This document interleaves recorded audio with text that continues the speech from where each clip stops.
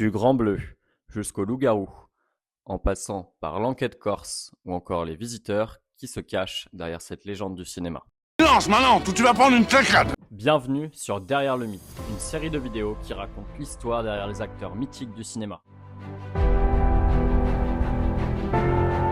Jean Reno, né en 1948 à Casablanca, naît de deux parents espagnols. Il fuira d'ailleurs avec ses parents la guerre civile espagnole et arrivera en France.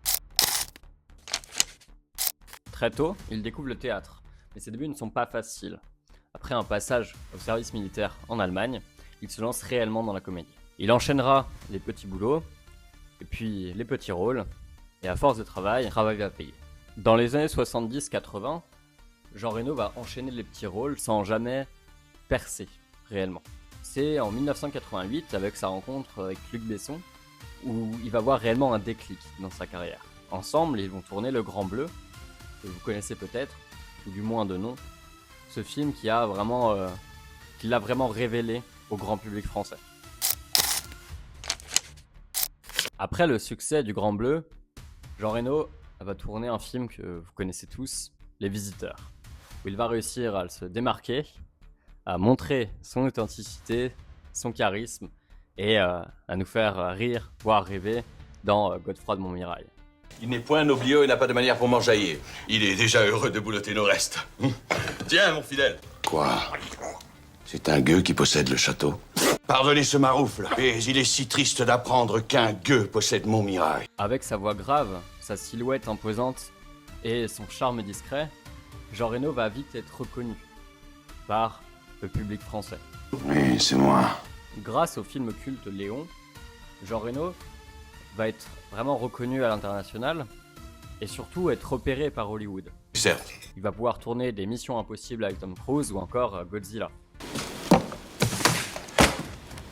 Tu vas à aucun rendez-vous sans moi.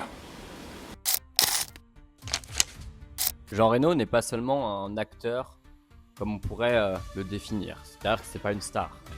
Ce qu'il aime avant tout, c'est être lui-même, continuer à peindre, continuer à voyager.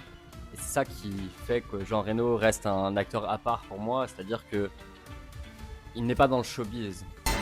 Vous êtes ici pour le travail ou pour le plaisir? Ni l'un ni l'autre. Jean Reno garde vraiment une authenticité qui est tout à son honneur. Tu point malade ni faux dingo. En 2003, il va tourner aussi un film culte avec Gérard Depardieu, Tais-toi.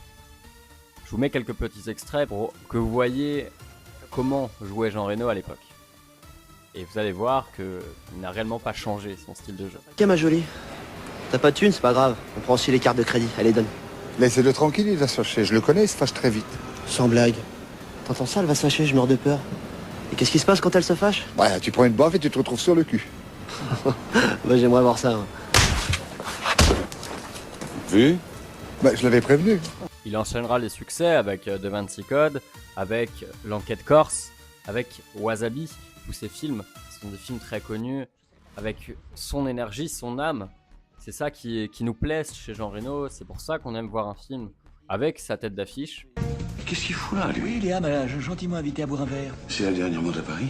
Malgré des films un peu moins réussis de mon point de vue, type Les Visiteurs 3, c'est pas un film très réussi, j'ai envie de dire. Sire, Godefroy. Pardonnez ma brusquerie tout à l'heure, mais je bouillonne de joie à l'idée de rentrer chez moi. Vous partez? Oui, Oh, quelle bonne nouvelle! Ça serait indiscret de vous demander où vous demeurez? chez moi. Beaucoup de passages, le film a vieilli aussi. Sur le rôle, Jean Reno reste lui-même, reste fidèle à ce qu'il fait et ne devient pas une copie collée de lui-même. Vous pouvez voir Jean Reno dans son dernier film, Marsupilami, tourné encore avec Jamel. Hier, Y a un piège? Et me ramener un colis en France. Il y a moins de contrôle en bateau qu'en avion. Il y avait un piège. 3 règles. Règle numéro 1. Ne jamais ouvrir le colis. C'est la fin de cette vidéo. Écoutez, n'hésitez pas à vous abonner. Vous êtes beaucoup à regarder les vidéos sans vous abonner, donc n'hésitez pas, ça coûte rien. Et puis voilà, mettez un petit like, un petit commentaire. Si jamais vous voulez me suivre aussi sur Instagram, je vous mets juste là, je vous mets TikTok aussi. Je suis assez actif sur les deux réseaux. Et puis moi je vous dis à la prochaine. Et puis ciao ciao. De la laine de mes moutons.